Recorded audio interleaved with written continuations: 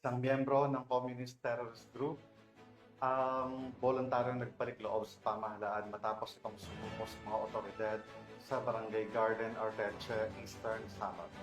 Nananawagan naman ang mga otoridad sa iba pang kasapi ng CTG na sundan ang yapak ng kanilang kasamahan at magbalik loob upang makapamuhay ng payapa kasama ang kanilang pamilya at makibahagi sa mga programang pangkaunlaran ng pamahalaan.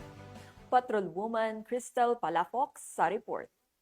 Voluntary nagbalik loob sa pamahalaan ang isang miyembro ng Communist Terrorist Group sa Barangay Garden, Arteche, Eastern Samar. Ang pagbabalik loob ay resulta ng matagumpay na panawagan at pagsisikap ng mga tauhan ng 801st Maneuver Company, Regional Mobile Force Battalion 8 kasamang Eastern Samar Provincial Intelligence Unit, Regional Intelligence Unit 8, 1st Eastern Samar Provincial Mobile Force Company, 52nd Infantry Battalion, 8th Infantry Battalion, Philippine Army, 32nd Special Action Company, 3rd Special Action Battalion, 153rd Special Action Company, PNP SAF at EOD K9U FSB.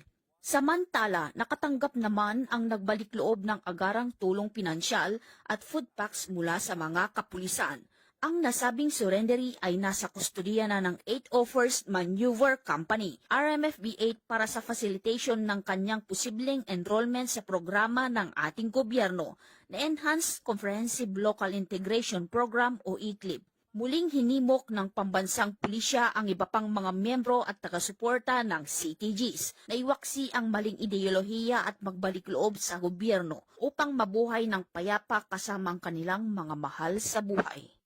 Mula dito sa Eastern Visayas, ako ang inyong PNN correspondent, Patrolwoman Palafox, alagad ng batas, tagataguyod ng Balitang Pulis.